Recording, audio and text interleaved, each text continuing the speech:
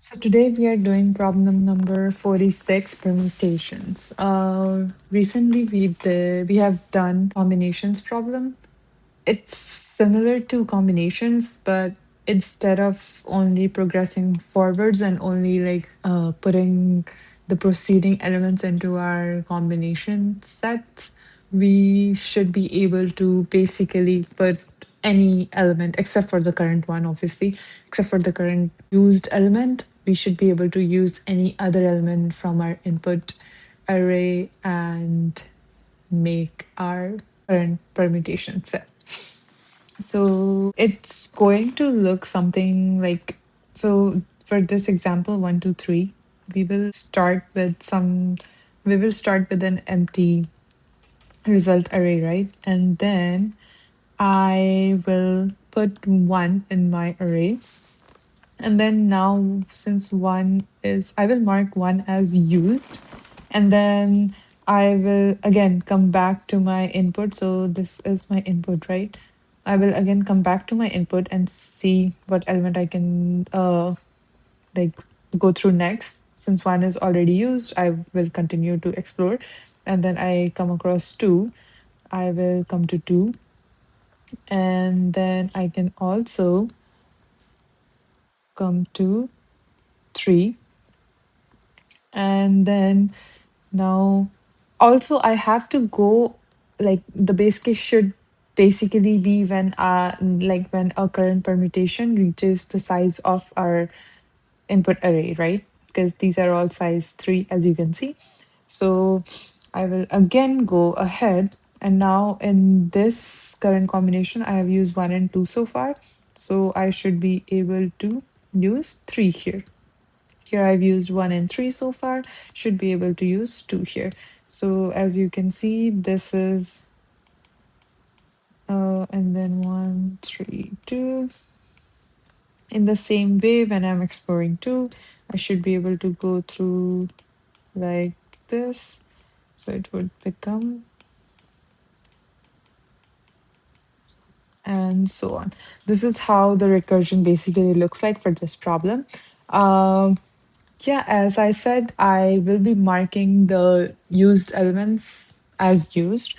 So that's the main difference. And we would not be we would not be progressing forwards. We won't be passing on any index for this problem. We will just be passing our input array because we will always be going through the entire array in like each call and not only from a specific index. We are only going to be skipping the used elements, and that's it. Like, those are the only things that we will be skipping. The rest will be explored and they will be added to our current permutation. So I think that's it for the explanation. Let's just get to the code so the idea becomes more clear. Okay, so let's get to the code now. Just like any other problem, we will have a current, not combination this time, it's a permutation, so I'm just going to name it perm. And our our result array, these two are the most basic ones. For this problem, we will be having a used array to keep track of the existing elements in perm.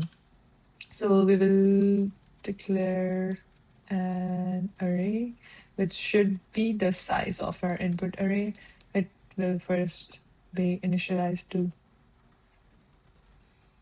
all false values, and then we will mark them true. Like whenever we push something to our current permutation, we will mark it as true. And as I said in my explanation, for this, I will only be passing the input array and no index. So it should just be nums, and then also our used array and our perm array, and obviously the result. And then at the end, I will just return result. I think that's it for the main function. Now let's write our backtracking function.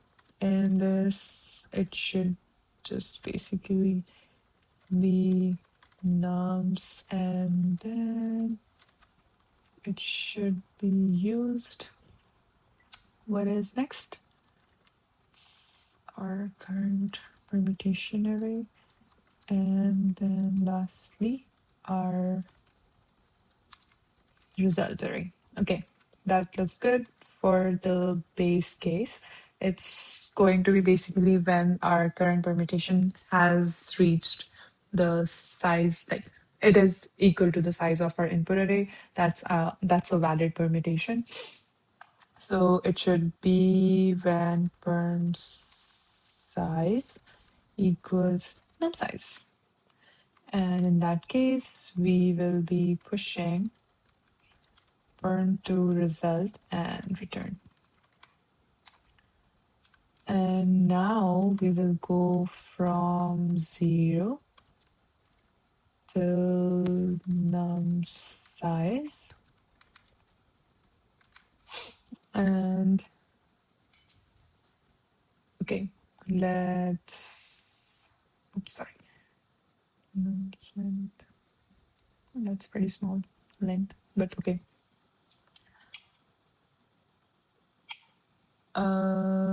We should be pushing. Oh, okay. We first need to check if it's already used.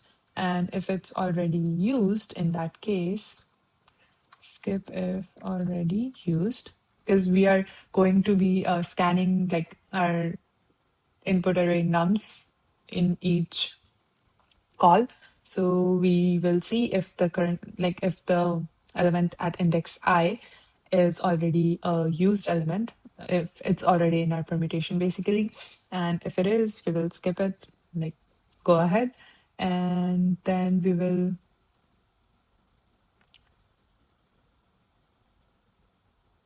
and then we will push it onto our current permutation. And then we will call, oops, sorry. We will mark used at I as true. After that, then let's call the